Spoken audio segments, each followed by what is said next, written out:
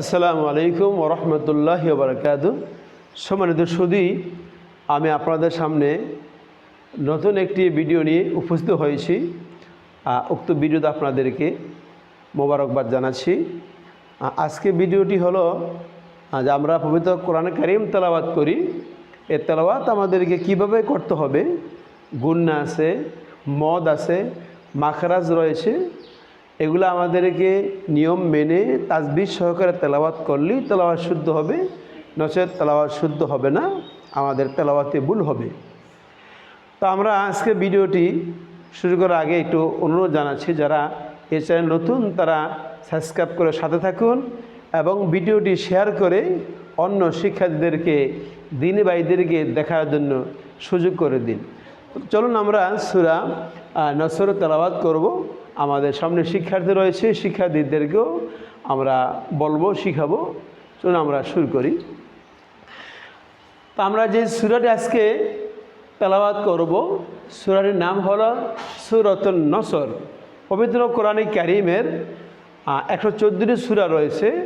114 সূরার মধ্যে সূরা নসর হলো একটি সূরা। এই সূরাটি মদিনা অবতীর্ণ হয়েছে। চলুন আমরা সূরা নসর তেলাওয়াত আগে শুনি, তারপর আমরা নিয়মকানুন বলবো।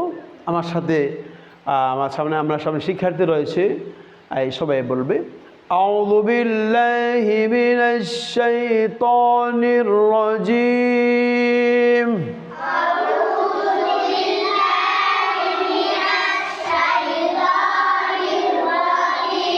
সূরাতুন নসর মাদানিয়াতুন বিসমিল্লাহির রহমানির রহিম।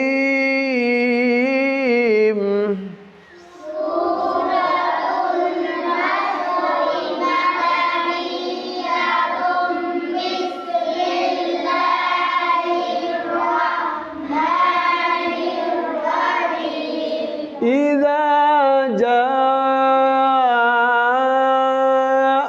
نصر الله والفتح